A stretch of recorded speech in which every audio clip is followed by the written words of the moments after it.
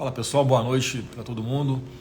Enquanto vocês estão entrando aqui nessa live rápida, eu aproveito para lembrar a todos vocês que hoje é o último dia para você que tem algum dinheiro junto ao governo federal, que você deve sacar até a meia-noite esse dinheiro, porque senão esse dinheiro vai ser confiscado pelo governo Lula. Então, para quem está chegando agora, o primeiro informe que eu dou aqui, primeira dica, né?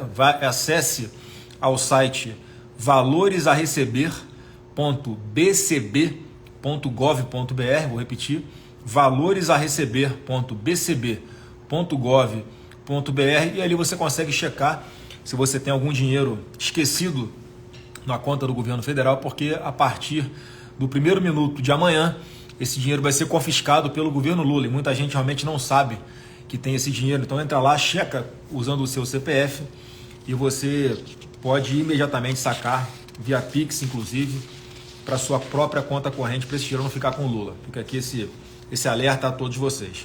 Mas, pessoal, muito rapidamente, o Rio de Janeiro viveu mais uma manhã triste hoje, e as imagens, apesar da gente, acaba que se acostuma com a violência, isso não deveria acontecer. A gente não pode se acostumar com a violência, com o crime organizado mandando na cidade. Mas hoje mais uma cena chocante de traficantes ali num bairro chamado Tijuquinha, na estrada do Itanhangá, que é um acesso importante ali para algumas regiões da Barra da Tijuca. Numa operação do BOP, os bandidos simplesmente sequestraram 9 ônibus, começaram a ameaçar aqueles usuários que estavam dentro dos ônibus. Eles desceram, todo mundo desce correndo, apavorado, bandidos armados de fuzis, e eles pegam esses 9 ônibus, fecham todas as vias para tentar dificultar o trabalho da Polícia Militar, uma operação do BOP, o Batalhão de Operações Especiais da Polícia Militar do Rio de Janeiro, que estava ali cumprindo a sua missão de trazer segurança pública para todos os cariocas. E você vê a audácia desses marginais, parece que não tem medo de mais nada, absolutamente. E é muito triste quando o bandido começa a não ter mais o medo da polícia, que deveria ter medo sim da polícia. Em contrapartida, nós continuamos vendo aí aquelas famosas ONGs de direitos humanos trabalhando para defender esse tipo de marginal que leva o terror para as ruas da nossa cidade. Então, para quem não acompanhou, o título da matéria aqui: criminosos sequestram 9 ônibus e usam como barricadas durante a operação do BOP na zona oeste do Rio. Para você que não é do Rio, aqui tem algumas peculiaridades. Uma delas tem uma profissão, entre aspas, aqui de gerente de barricada em favelas que são dominadas por traficantes de drogas ou até por milicianos. São aqueles, por exemplo, os obstáculos que impedem uma viatura da polícia, uma ambulância ou até um carro de entrega dos Correios, por exemplo, de acessarem até o interior dessas comunidades para levar serviço público, para entregar alguma encomenda que a pessoa tenha comprado, enfim. E isso inviabiliza que o serviço público chegue até essas milhares ou milhões de pessoas muitas vezes. E o crime organizado, eles criaram aqui a profissão, entre aspas, de gerente de barricada. Gente, no Rio de Janeiro existe essa, mais uma vez, entre aspas, profissão de gerente de barricada.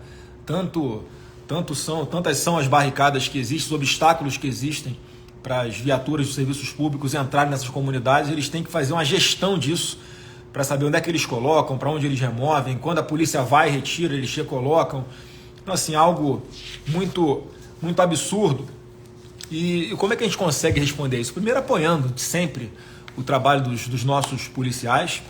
Eu sou relator aqui no Senado Federal do projeto de lei 5365 de 2020, que tipifica os crimes de domínio de cidades e intimidação violenta, mudando aqui alguns artigos do Código Penal. Então, o que é isso, gente? É mais uma tentativa aqui de tipificar crimes para dificultar o trabalho de milícias, para dificultar o trabalho de traficantes de drogas, porque qual é a lógica deles? É o domínio territorial, é o primeiro deles. Então, quem fala, por exemplo, que o município não tem competência para atuar na segurança pública, está mentindo, está se omitindo de uma obrigação. E se um prefeito ajudasse, auxiliasse as forças de segurança pública do Estado, por exemplo, eu não tenho dúvida que a população dessa cidade ia ser muito melhor atendida. Porque como é que a milícia se expande? Ela se expande conquistando território.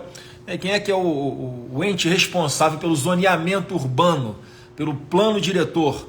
É o prefeito, é o município.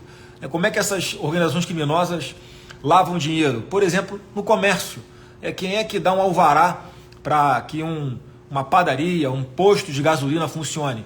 É a prefeitura, que podia muito bem fazer um cruzamento de dados para saber se aquela pessoa que está requerendo um CNPJ, está requerendo autorização para iniciar uma atividade comercial na sua cidade, se tem alguma suspeita de envolvimento com criminosos, algum mandado de prisão expedido. A prefeitura podia fazer esse papel. Se a pessoa recebe Bolsa Família, por exemplo, e quer pedir autorização para abrir um posto no seu nome, quer dizer, é uma coisa suspeita. Em tese, a pessoa não tem capacidade financeira para fazer um investimento desse tipo. Mas o que diz esse projeto aqui? Eu vou ler aqui os dois artigos principais, porque ele cria o tipo penal de domínio de cidades e torna esse crime hediondo. Então esse é um crime criado por esse projeto de lei, que eu sou o relator.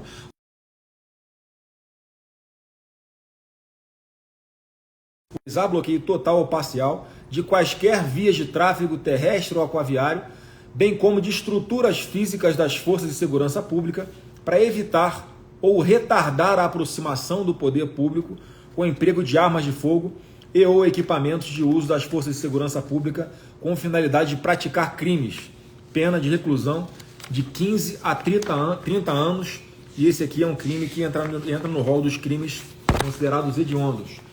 E o outro tipo penal criado é o de intimidação violenta, que altera o artigo 288B do Código Penal, que fala o seguinte, nesse projeto de lei: realizar ou promover ato de incêndio, depredação, saque, destruição ou explosão contra bens públicos ou privados, de acesso ou destinado aos serviços públicos, de forma a impedir ou a embaraçar a atuação do poder público destinada à prevenção ou repressão de crimes, a realização da execução penal ou administração do sistema penitenciário.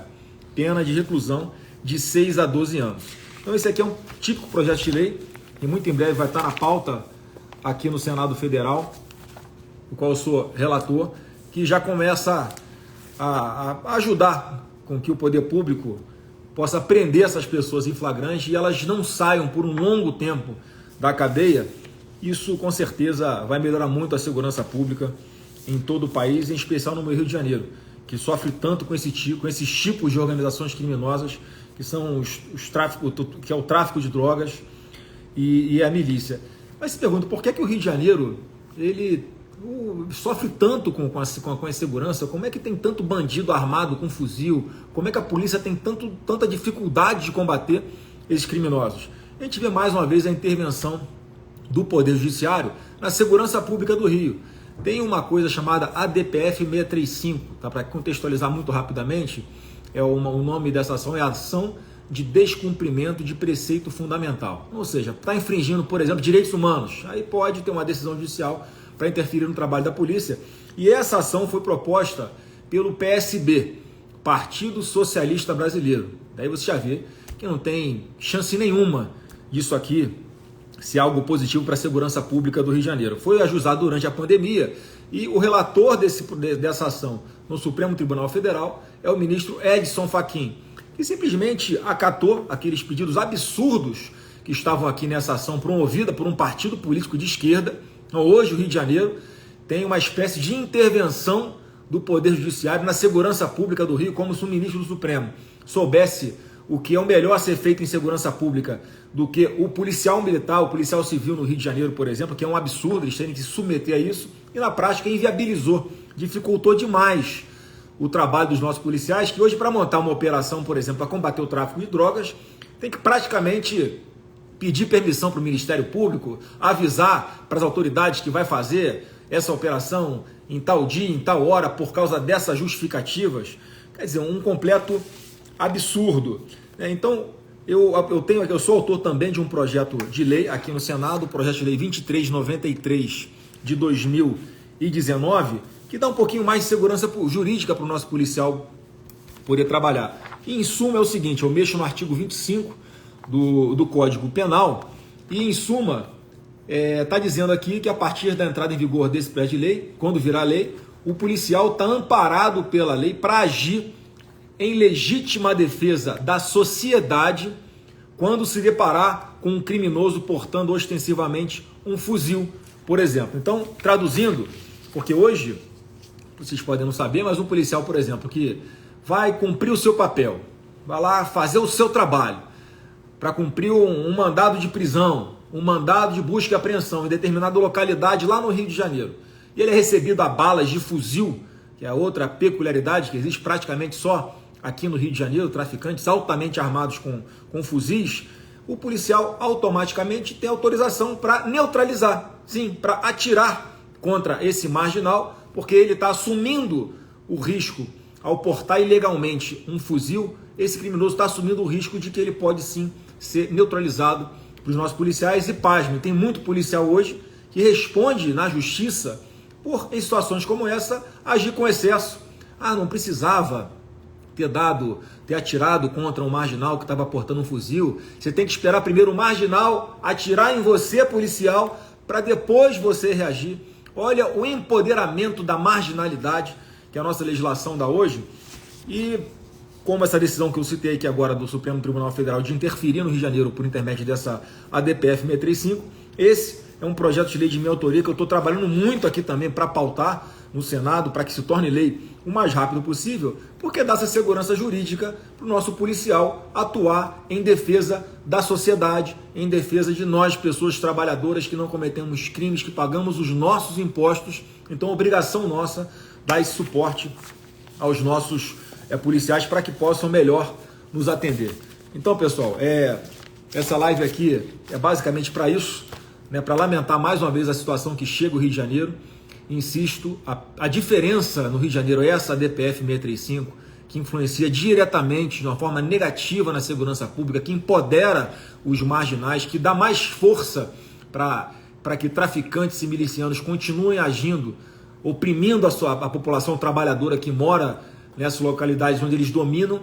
Por isso, eu citei aqui o projeto que eu sou relator, que cria, por exemplo, esse crime de domínio de cidades, que é exatamente para combater as milícias, combater os traficantes de drogas que insistem em atuar com essa lógica. A partir de agora vai ser crime com pena pesada de 15 a 30 anos de cadeia, e também dando alguma segurança jurídica para os nossos policiais para que possam agir imediatamente quando se depararem com criminosos armados com armas de guerra, como os fuzis, né, que não são fabricados no Brasil, né, que chegam aqui ao nosso país, chegam ao Rio de Janeiro, por exemplo, atravessando as fronteiras. E aí é um trabalho que a Polícia Federal precisa estar atuando mais em conjunto com a inteligência, em conjunto com as forças de segurança dos estados. Então, pessoal, sigo aqui fazendo a minha parte para trazer mais segurança a todos os brasileiros. E se você é um policial, por exemplo, ou alguém estudioso da segurança pública, envie para cá, para o meu gabinete, a sua proposta de projeto de lei de alteração legal, para a gente mudando esse arcabouço e deixar cada vez mais esses marginais enfraquecidos e dando mais força para os nossos policiais atuarem na defesa da nossa sociedade, porque sem dúvida alguma eles são ali o último obstáculo para a barbárie em todo o Brasil. Um forte abraço para vocês, fiquem com Deus e até a próxima.